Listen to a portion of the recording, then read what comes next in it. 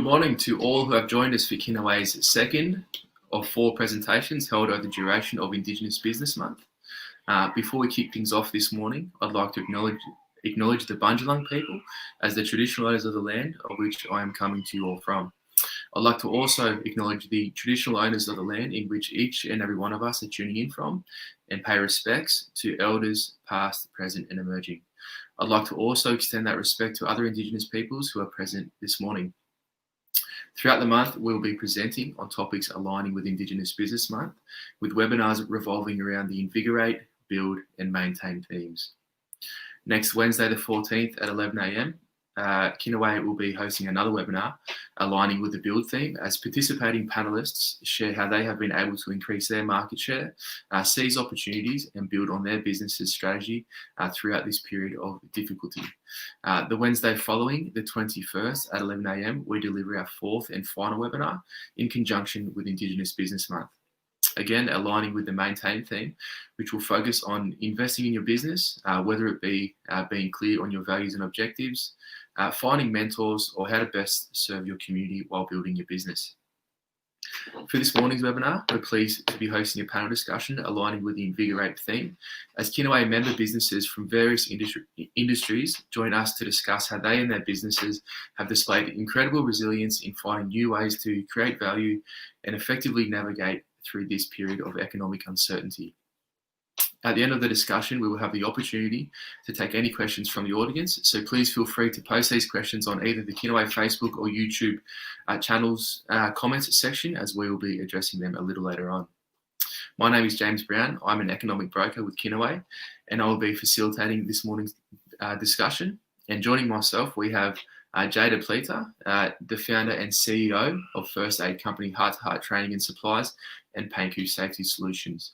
Jadah is from the Panku people in northwestern Australia and is a skilled entrepreneur with a master's in community cultural development and a background in project management, strategic planning, evaluation and research, marketing, mental health first aid training and pastoral care. Her experience working with Indigenous communities, local government, as well as infrastructure and projects has contributed to her breadth of understanding when it comes to managing multiple stakeholders, procurement, project management, risk management, and OHS needs. Jadah champions a values-driven approach informed by Christian values and Indigenous ways of being, doing, and knowing.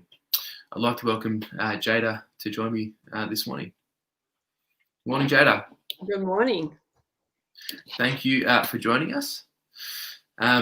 Joining Jadah, we're pleased to welcome Lachlan McPherson. Lachlan co-founded Thread Group Australia in 2020. Based in Melbourne, Thread Group Australia is engaged in the design, development and sales of Australian-made and ethically accredited apparel. Lachlan is extremely passionate about Australian manufacturing for its many and varied benefits, including job creation and retaining manufacturing skills and expertise in Australia. To date, Lachlan has facilitated work with the Victorian government and companies all over Australia, including Visey Industries, Metro Trains and Jamina Energy.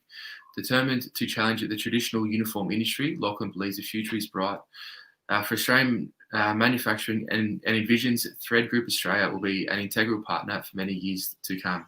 I'd like to welcome Lachlan this morning. Hello, thanks James. Hey Jadah. Hey. Thanks for joining us, Lachlan. And finally, joining Jadah and Lachlan, we are fortunate to have Sharon Brindley. Sharon is a proud Yamaji Noongar woman whose core purpose is to bring people together through food. Sharon developed her love for cooking and knowledge of Indigenous ingredients when she would spend a lot of childhood in Kalgoorlie with her grandmother living off the land.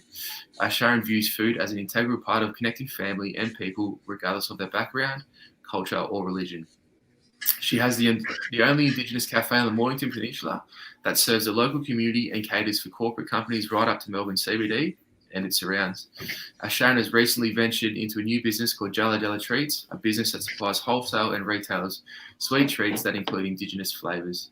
She has a range of products, with the most popular being chocolates, coffee and slices, and is currently looking to expand on these products. Sharon is extremely optimistic about her venture Jala Treats and is currently focusing on supplying Australia and then heading overseas, getting the treats onto popular airlines and motels. I'd like to welcome Sharon to join us this morning.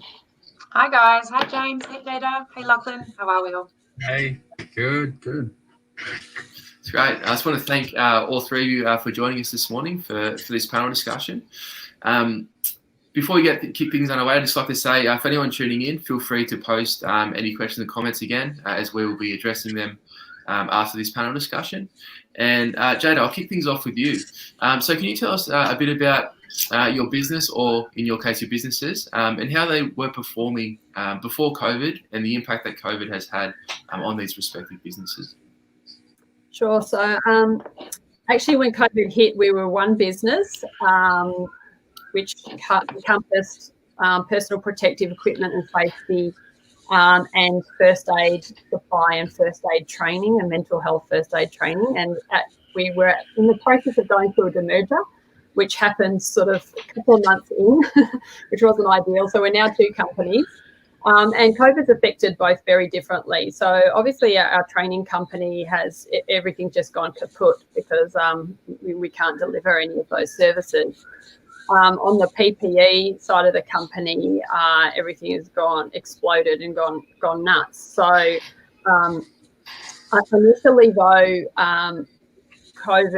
the COVID impact put a lot of pressure on our supply chain for PPE. So huge demand, but being a small operator, our suppliers preferenced, the bigger companies who had the volume, and it was extremely difficult for us to get access to product, and particularly product at a competitive price. So we had a lot of issues that we were facing there, and looked like we were going to sort of miss the boat. But I'll, talk a little bit about how we turned that around later. Sure. Wonderful, Jadah. Sharon, I'll swing it over to you. Can you tell us a little bit about Cooee Café and how we're performing before COVID, and the impact that it's had on your cafe? It had a massive impact on us as well. Obviously, we lost 100% catering overnight. There was a lot of tears. So a lot of tears. I'd just secured my first big gig down here, Summer's Lord Camp, for 150 teachers, which I won, and over what's that company called in Melbourne?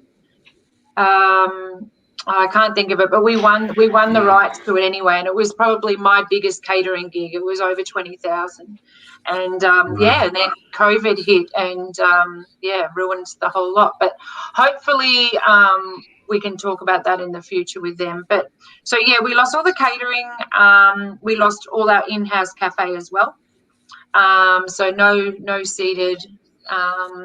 And then we were just left with takeaway. So, obviously, the same as Jadah, we had to start thinking of other avenues to try and bring in income. I did have the talk with my staff early on, wondering whether we would have to close. I had to 3 go, and I had to step back into the role of in the face of the cafe to be able to make ends meet. So, massive. Sure. And Lachlan, Thread Group is really in its infancy as a business. So how has starting a business been amidst a global pandemic?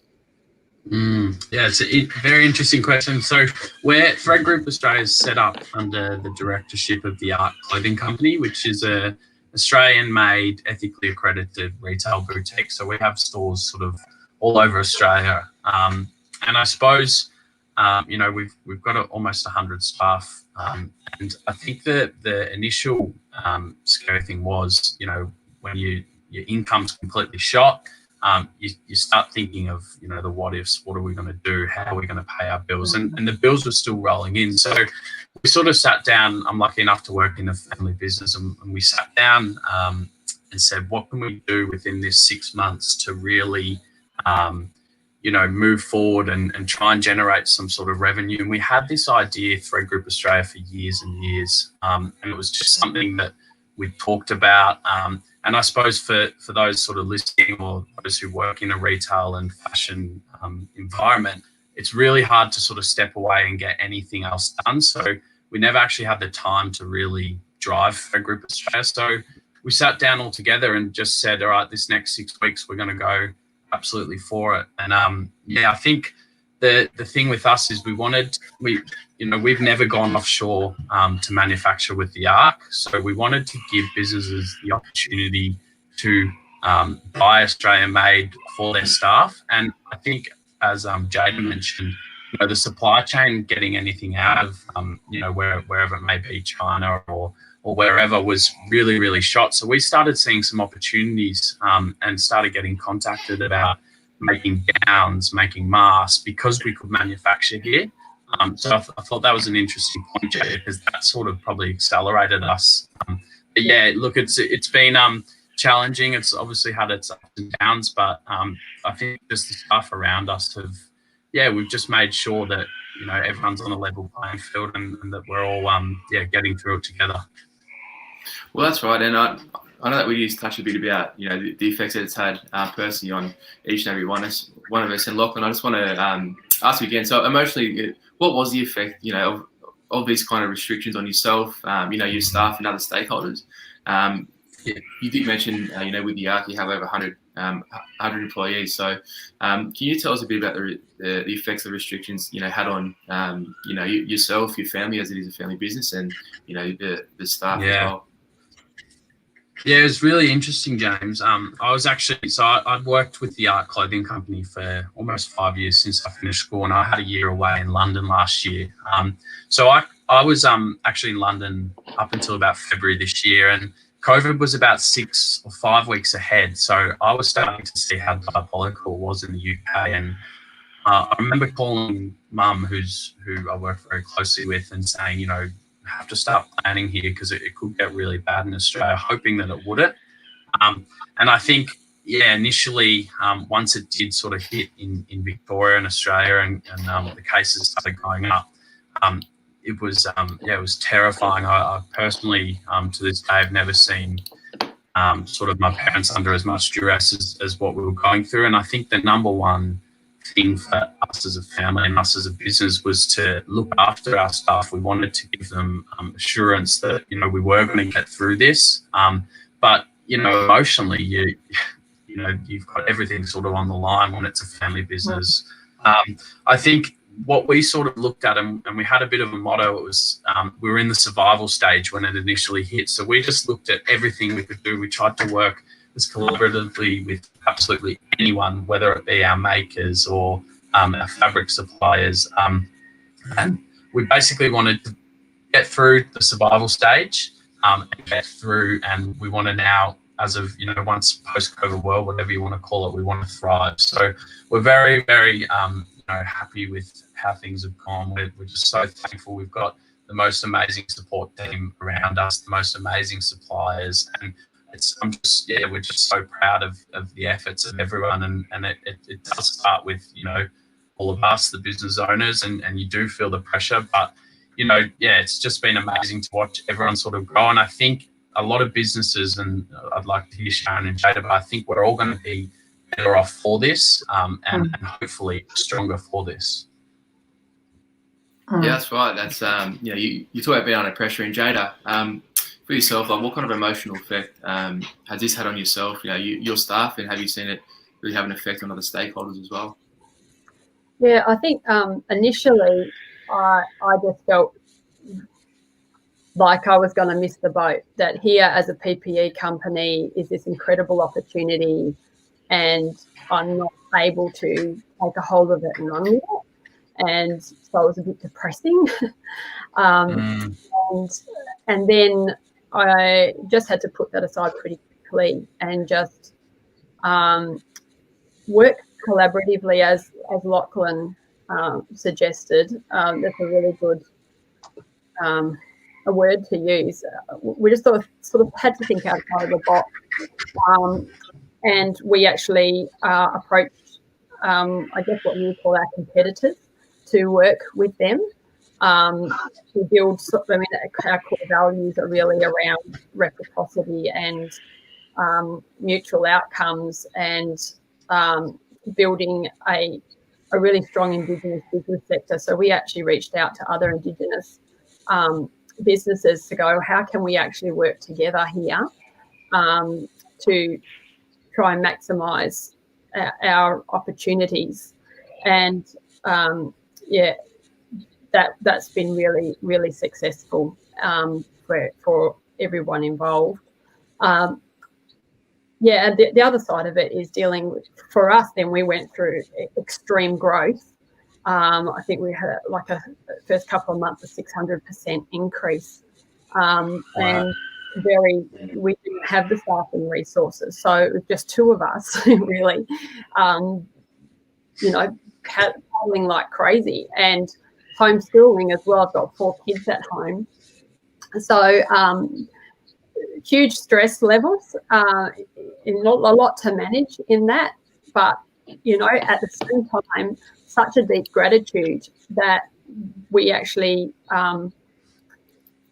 unlike many other businesses, had an opportunity that we could tackle, that we could take on and go, okay, well, let's make something out of this. Many people have had their hands tied, in other business sectors, not being able to, being powerless to actually do anything.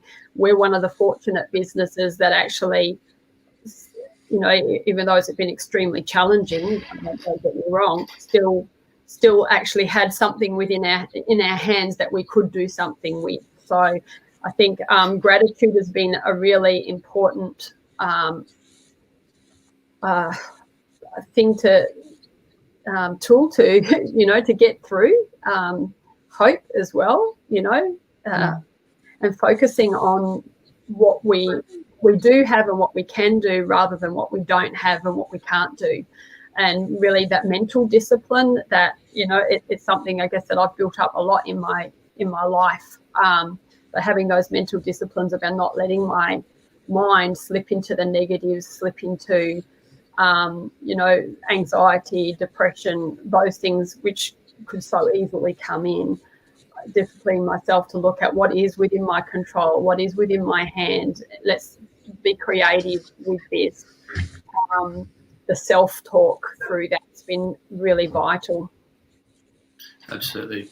And Sharon, I know you mentioned earlier there was a few tears, throughout this whole thing. How have you, and other stakeholders kind of dealt with this? Were there certain elements of of having hope and gratitude as well with your approach to this situation?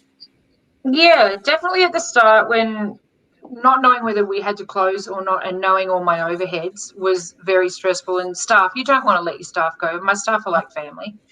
So once we sort of got over that hurdle, Kinaway were amazing. Like, I rang Scott on speed dial, just trying to help think of different ways to be able to, I suppose, dust myself off, pick myself up and go, all right, what can I do? Like Jadah was saying, instead of focusing on what I didn't have anymore, start looking at what I can do, what I can put out. So from that, we pushed through with the frozen meals. So we started doing those meals. It was very hard trying to get them. We didn't get any, unfortunately, into any corporates due to everybody else that has frozen meals really ramping up frozen meals. But they did work within my community and my base.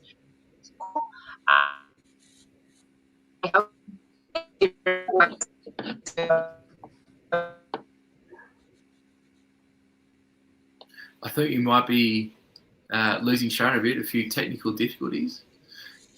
So we'll move on. Hopefully, Sharon can join us here again. Lachlan, I want to continue the conversation with you, just about, as an outcome of COVID, how did you respond as a business owner and the sort of outcomes in doing so? So I know that you kind of transitioned to doing the PPE and sort of face masks. Can you tell us a bit about that? Yeah, so we, I suppose that our big transition was we were here and now. So that was what we were suggesting to anyone that we spoke with. And look, what we sort of really focused on was trying to be positive, and Sharon and Jadah have both said it. Focusing on what you can control, not what you can't. It seems to be a theme when I'm speaking with a lot of people, and I think it's such an important message because everything that was going on, it was totally out of our control. So we just really looked at absolutely anything we can do. We look for opportunities. As Sharon said, she reached out to Scott. I was on the phone for hours and hours every single day, just trying to see if anyone needed, as you mentioned, PPE. We initially, when I was actually in the UK, I was quite lucky because masks were being worn there, and my mum Lynn sort of talked about the idea. She'd heard on the grapevine that it may stop the spread of the virus. So we started producing them from about March of this year. So by the time the mask got introduced, we were lucky enough to have our production in full swing. We just ordered in more fabric, and I think that the best thing about that whole process for us was that we were able to keep everyone employed, our 350 machinists in work. And I think for us, that was the daunting thing at the start. You know, we I don't know really how to say it, but basically, you know, we give a lot of work to our makers who then feed their families. And I think that's the big thing about Australian made. You know, if you are buying product that's made here, it actually benefits so many people.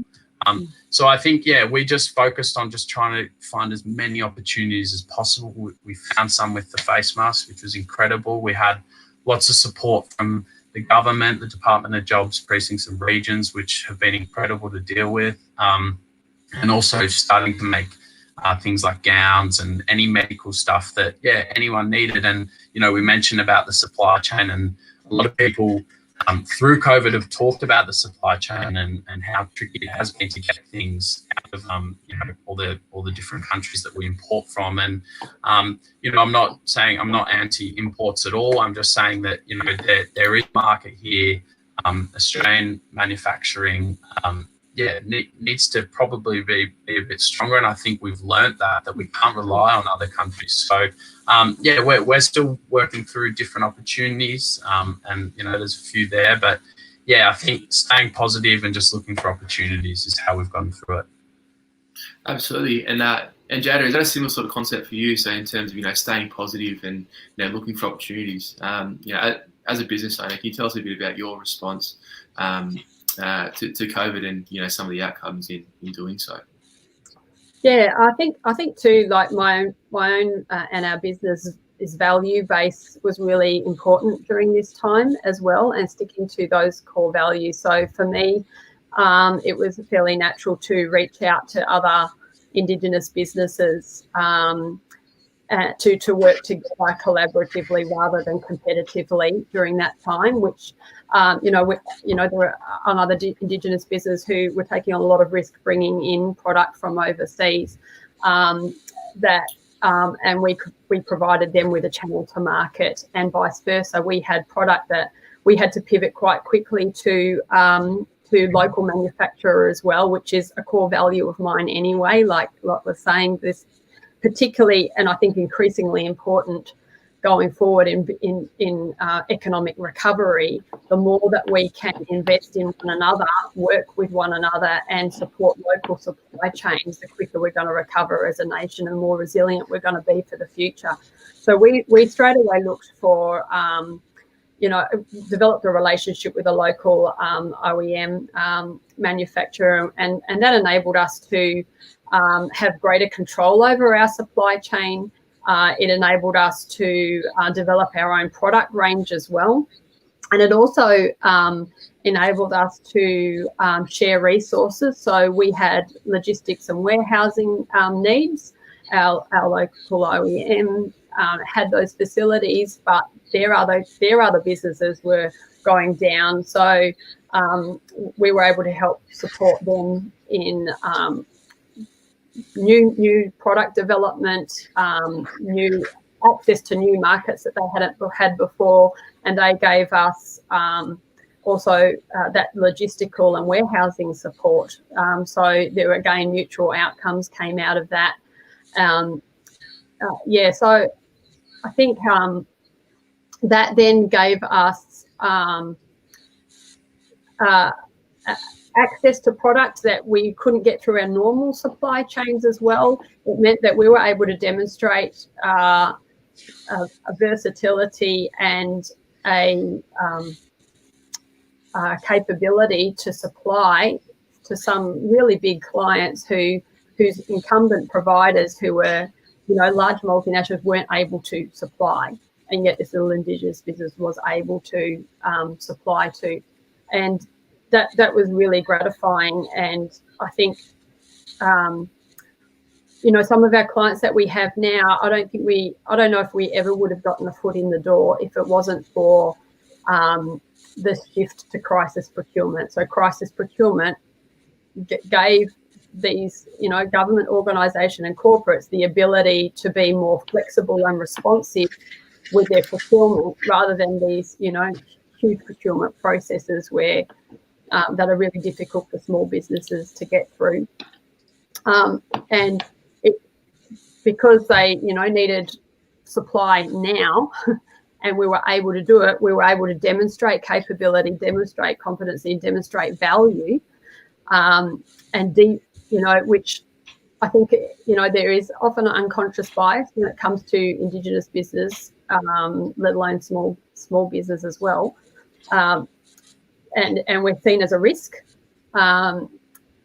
But people were so desperate for product that, they gave us a go, and we were able to supply, and then we were able to then focus on growing those opportunities. We were able to grow volume, which then meant that we were able to be more competitive. We were able to go to our suppliers and get more competitive pricing because we could provide volume to them, and then we could offer better value back to our clients again.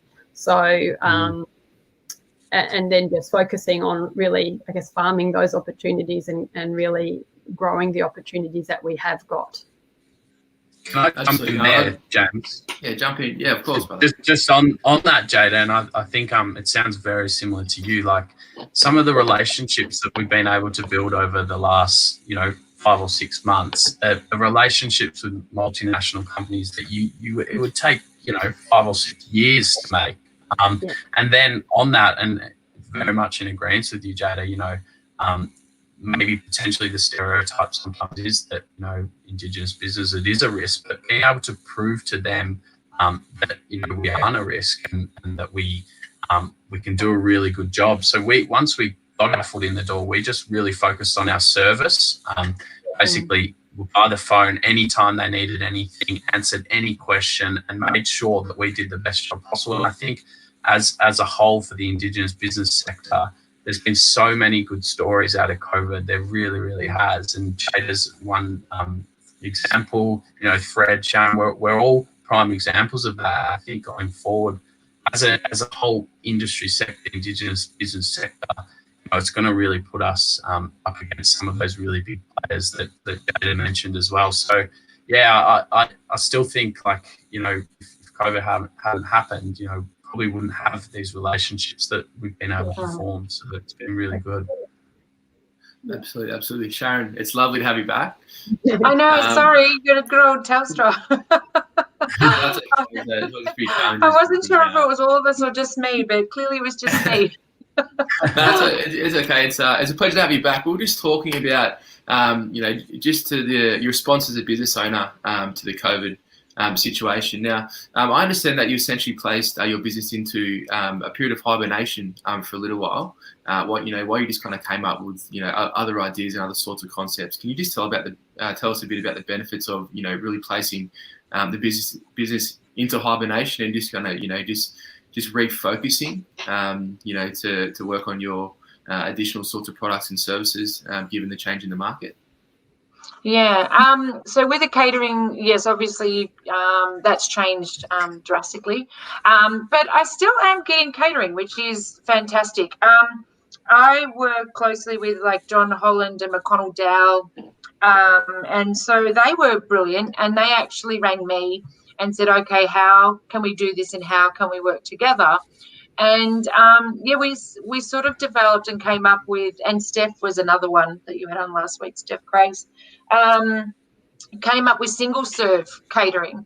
So I've done quite a bit of hot food. I have John Holland near me, so we came up with hot food catering. So Lachlan, I was working different times and just making sure that I did a great job and everything was brilliant, everything tasted amazing, to showcase that I can do anything. If you want it, I can do it within the food space. So And I mean, on Friday, for example, I've got 150 chicken schnitzel rolls to deliver because they can't have a barbecue anymore.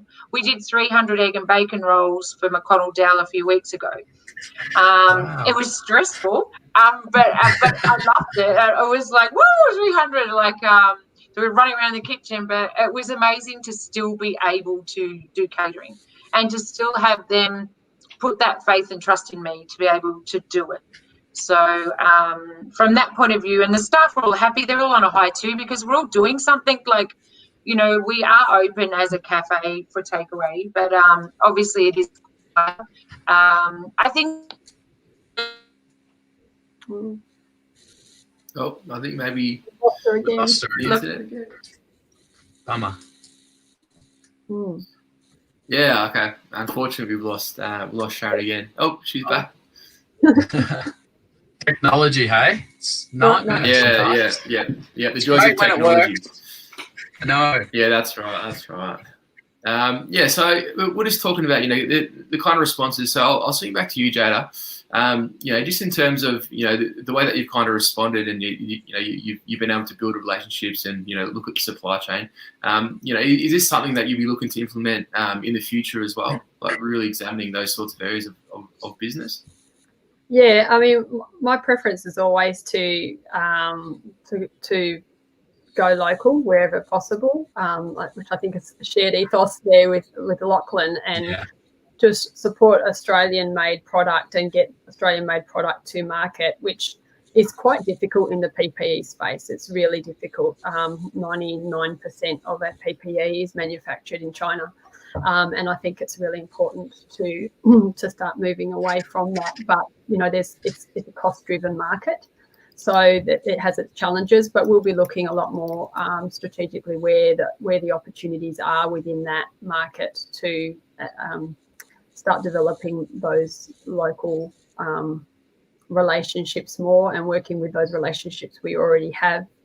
You know, we can't be everything to everyone, and so a really focused and targeted approach is what we'll be looking at. Yeah, so I mean, we're years ahead of where we plan to be now. You know, we had our sort of business plan, strategic plan at the beginning of the year, and it's, you know, it just got tossed, and, you know, we're like, you know, there hasn't really been a lot of breathing space to go, okay, right, let's set, you know, stop and prop, where to from here. Lots uncertain in what's going to happen, you know, going forward as well. So I don't, you know, whilst we have plans, you know, always thinking of plan A, B, C, D, you know, for these multiple scenarios that could play out. I think we're not in a position still to sort of settle on any one thing. We've still got to be very adaptive and responsive to the situation as it unfolds. Have the plan, but be willing to put it aside as you need to, and really rely, I think, and consolidate the relationships that we have. I think there's been some fantastic outcomes from this. It sounds like, you know, similar for you, Lachlan, those relationship buildings, both with clients and also with suppliers. Yeah, Lachlan, you know, is the way that you kind of respond to the situation, are there certain, you know, certain sort of processes even that are you looking to implement in the future as well? Yeah, it's funny. With me and Jadah were having a chat before we started today, and we sort of said, you know, when we started planning Thread, we always had a strong strategy, and we always sort of imagined where it could go. But, you know, I have a list that I started in February of things to do, whether it be more strategy type of things that I haven't even really looked at since COVID happened. So I think for us, you know, and Jadah touched on it, we're a local manufacturer. We want to continue to create as many jobs here as possible, not just for Australians, but specifically Indigenous Australians. We have some really amazing plans that, you know, they're just ideas now, and probably people who I work with would think that they're crazy ideas. So I think for us, and very similar to Jadah, we don't really know what we're going to completely focus on. But we know going forward that, we've got these relationships. We've now demonstrated what we can do. So I think the government and to the companies that we work with, that is now seen. And, it sounds terrible at times, but people and companies sometimes would look at an Indigenous business or straight away say no to an Australian-made manufacturer because they're too expensive. But there's so many different benefits.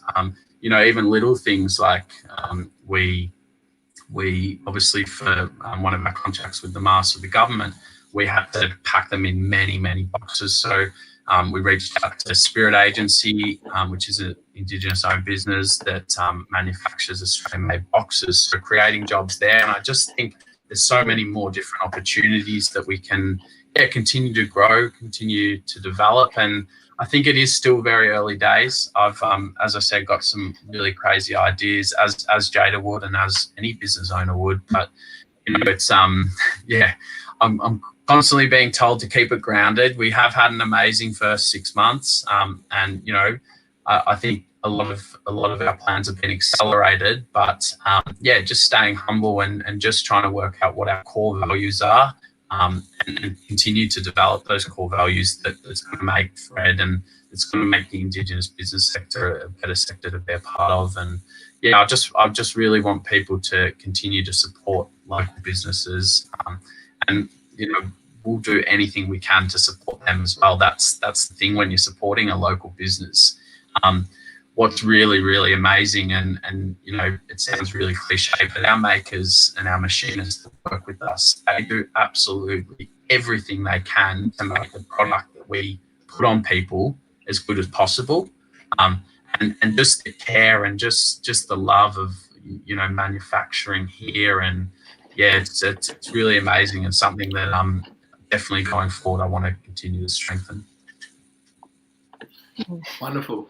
Lachlan and Jadah, I am a bit conscious of time. Unfortunately, have lost Sharon, but I think we have had a few questions come through as well. So I think we might spend the next few minutes just going through a few questions, and if we can go through and just answer a couple, I'm sure it'll be very much appreciated by the audience. So I will let the first one come up, and it's from Paul. And he says, thanks for today all. Jadah, what advice would you give to any Aboriginal and Torres Strait Islander business that feels they can't do anything in relation to COVID?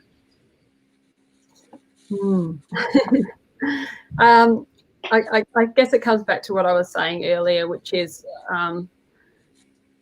always we can't focus on what we can't do and what we don't have control over. Only those things that we have what we have got in our hands, what is within our control. And so just doing a little stock take, what have I got? What is in my hands? Maybe it's just $5. What can I do with that $5 today that, to make it 10? Or, what if I don't have any products, what contacts do I have where I can get products? Or who do I know? That what can I start? How can I leverage the relationships that I do have, the products that I do have, and reach out to other businesses as well. Like I personally believe it's really you get watered when you water, and I've also found other Indigenous businesses that were starting out during this time who didn't have an access to market, who didn't have product, and gave them access to market. One new business, new Indigenous business, got their first $50,000 worth of sales through us, got their product to market for the first time, and other Indigenous business couldn't get supply. We were able to supply them, give them some product, say, take the product, you don't have to pay us until you sell it, gave it, near cost. And so, and that too builds, there's if you deal in a reciprocal way, you get fed in the same way, like it builds you up inside. It gives you a sense of community, of solidarity. Those sorts of things are really important as well. It's not just about making the buck, it's how you do it, and it's the community that you build around you because of the values that you hold. Those things actually build resilience. Those things actually strengthen you emotionally and spiritually and mentally to get through the hard times. And naturally out of that flows opportunity as well. Reciprocity breeds reciprocity. So it was a bit of a roundabout answer. No, not at all. That was great. Lachlan, is there anything else that you would like to add in regards to Paul's question? Frozen. I think we're having a bit of technical difficulty as well with Lachlan. So it looks like it's you and me for a little bit, Jadah. So that's wonderful. On that, I'd just also say, to reach out, there are some, fantastic people in the industry who are, who really want to help. We've got Kinaway, we've got Paul and Colin, Department of Treasury. Give these fellas a call. You've got David Deo at IBA. You've got Candice at Supply Nation. Give them a call and stay connected. Reach out to other Indigenous businesses. If people are, willing to sit down and go, well, okay, if I was in your situation, sometimes you can't see the wood for the trees. You need someone outside to go.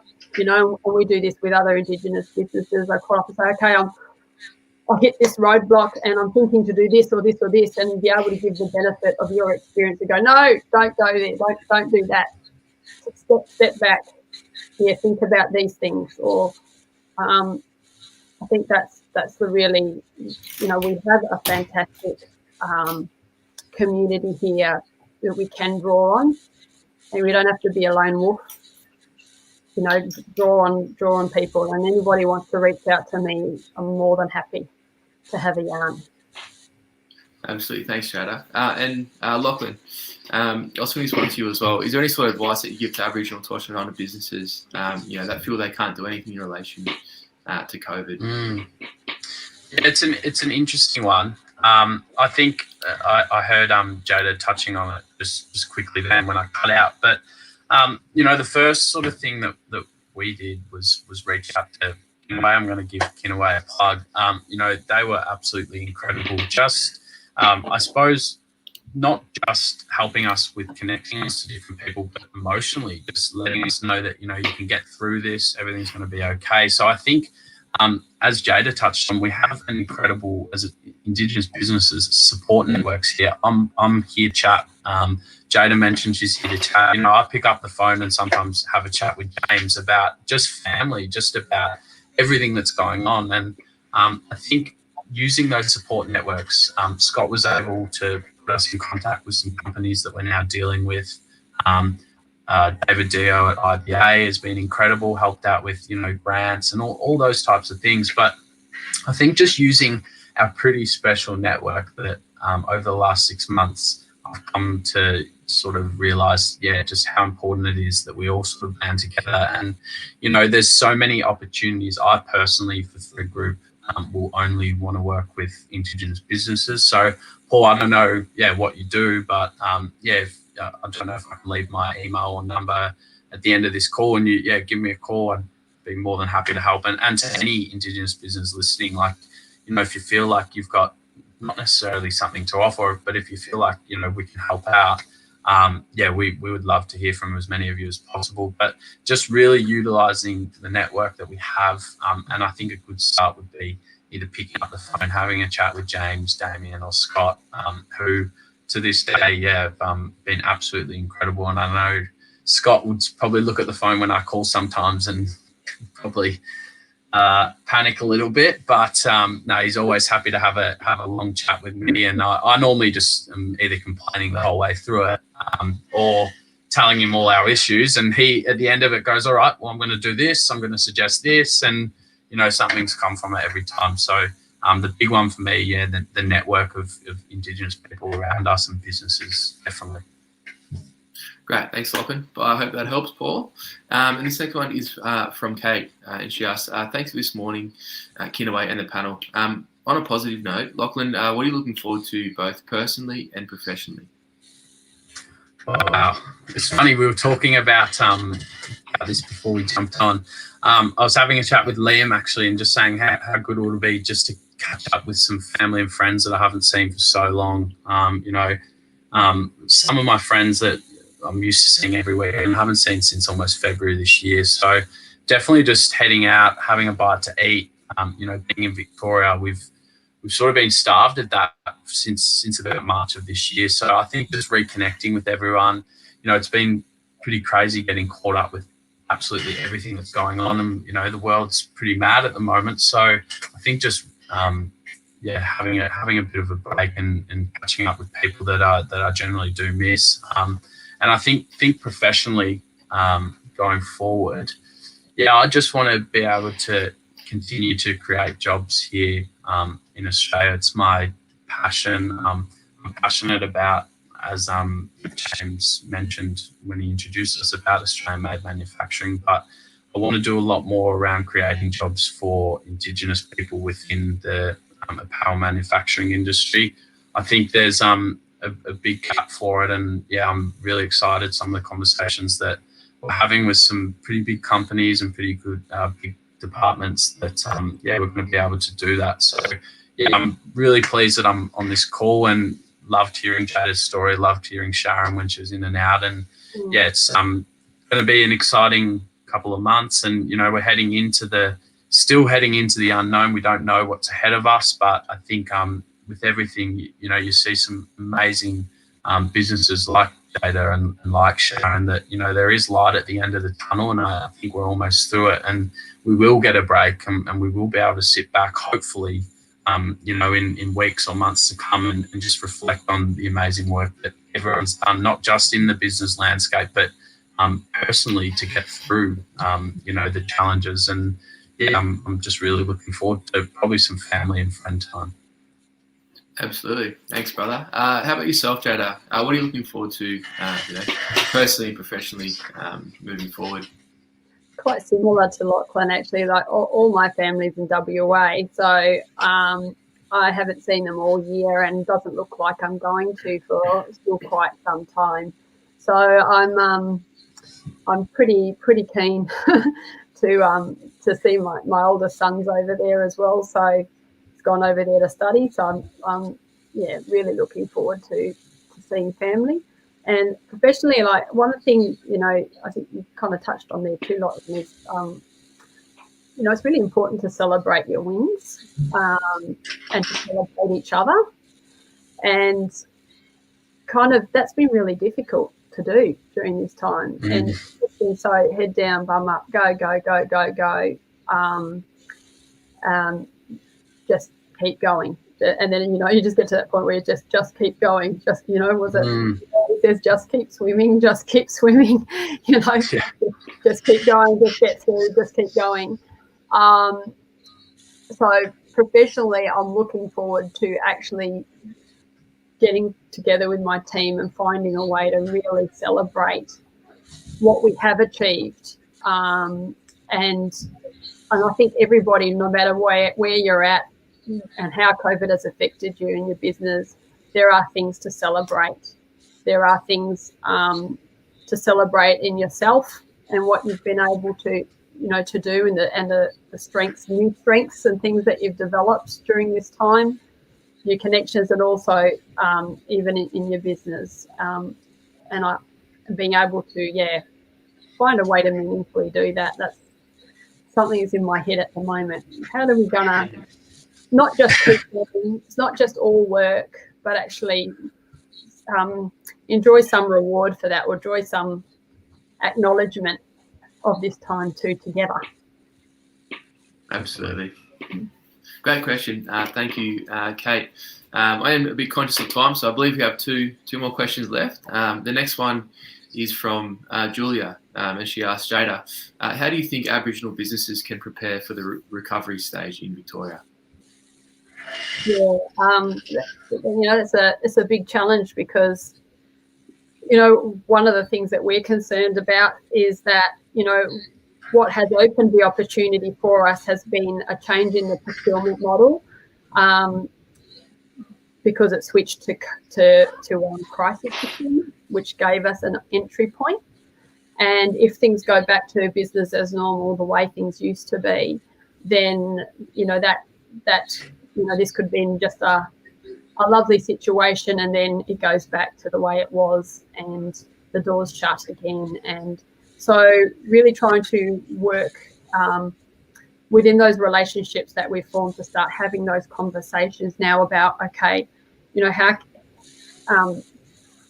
from our clients, what does it look like for them? What does recovery look like for their organisation, and where does the opportunity lie? What potential opportunities are there for us? And I think we've got to be a bit bold in that conversation, and we've already done that with some. If you've got a sufficient relationship with them, you can be bold and a bit cheeky and asking those questions. So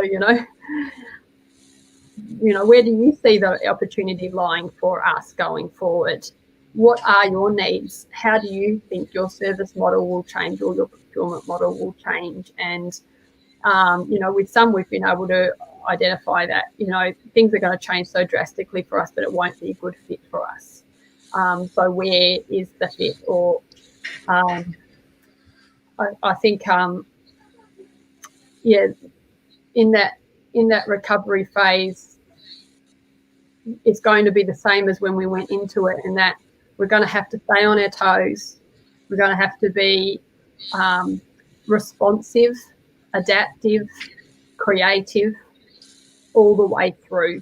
And I actually think that plays to the core strengths of Aboriginal business owners. I think that those qualities are innate in us. And I think don't give way to fear, the fear of, as I started with, that fear of I'm going to miss the boat, or that those assumptions that we have, that we have to have this plan that's going to, and this professional business plan that goes from A to B to C to D, and it rolls out. It's not going to look like that. It just won't. And so being able to, I think, be close to your clients or to the market as much as possible with those relationships, so that you're getting real-time feedback, and so they're able to be responsive in the moment and from week to week, because really I think that's what it's going to look like going forward. It's not going to be like there's a roadmap for how things are going to happen, and so you can plan for that and execute the plan. Just rely on your natural innate abilities that's got you where you are in the first place. Stay close, keeping attentive listening, and being able to be responsive and adaptive to what you hear. Absolutely. Thanks, Jadah, and thanks, Julie, for the question. And this will be our final one for this morning's panel discussion. And it's from Lee, and it's for you, Lachlan. And Lee asks, what are your tips for anyone looking to start a business during these times? I don't want to let the current environment stop me from doing so. Yeah, it's an interesting one. Great question. I think if you are looking to start a business, you have to be passionate about it.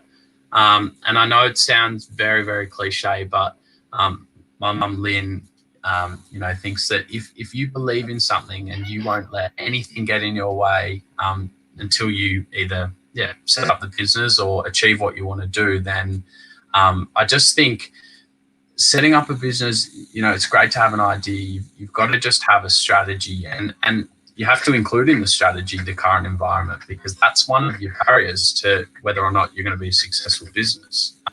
So we early days sat down and addressed what those barriers are. And for Thread, there was, more barriers than positives. And I think definitely weighing up the negatives to the positives.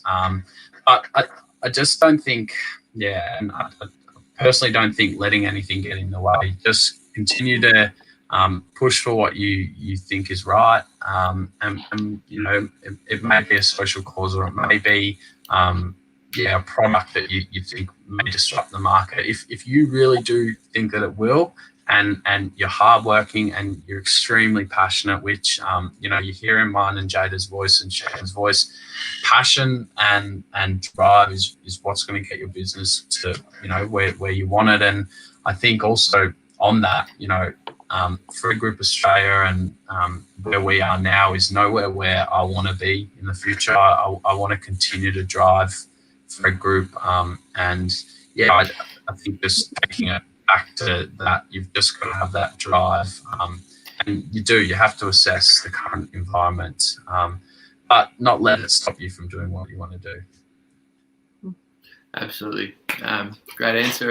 Is there anything else you'd like to add on that one, Jada, or you think Lachlan?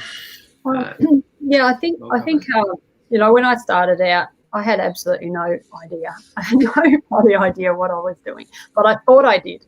And usually that's where we all start. We think that we know what we're doing, and then we find out that we don't. And so the more counsel you can get along the way and early, the better. And as I mentioned before, we've got this great network of people and great, I think, a really healthy Indigenous business sector. And I think talk to other Indigenous businesses and business owners about your idea, about where they see, where they see it as a viable business, where they would see the market opportunities. Lean on their experience, and because they've had to carve the way for themselves, and we've learnt a lot of things along the way, a lot of the time through what doesn't work, and so glean as much as you can from everyone else along that way, and they'll stake themselves to you too, so you can grow and grow strong through these times. You're going to need them. Absolutely. Well, I think that's about it for this morning. So Jada and Lachlan and Sharon, when she was here briefly, I just want to thank you for joining us for this morning's panel discussion. Thanks for the opportunity. Thank you, James. And as Jada said, if anyone wants to reach out and have a chat, I'm on LinkedIn. You can find my information on our website, and I'm sure Jada's probably the same. So please do reach out. Absolutely. And if you can always reach out to Kinaway, and we can put you in touch as well. For anyone that had any questions for Sharon, again, please feel free to forward them through to Kinaway here, and we can pass them on to Sharon. So again, just want to thank you all for tuning in this morning. I want to thank Lachlan, Jada, and Sharon as well for joining us. We all hope you enjoyed this morning's webinar. Don't forget to keep an eye out for the upcoming webinars over the course of Indigenous Business Month. If you do wish to attend any of these, please jump onto either the Indigenous Business Month website or the Kinaway website to register your interest. Thank you again to all who joined today, and we hope you have a good Wednesday. Thanks, Jay.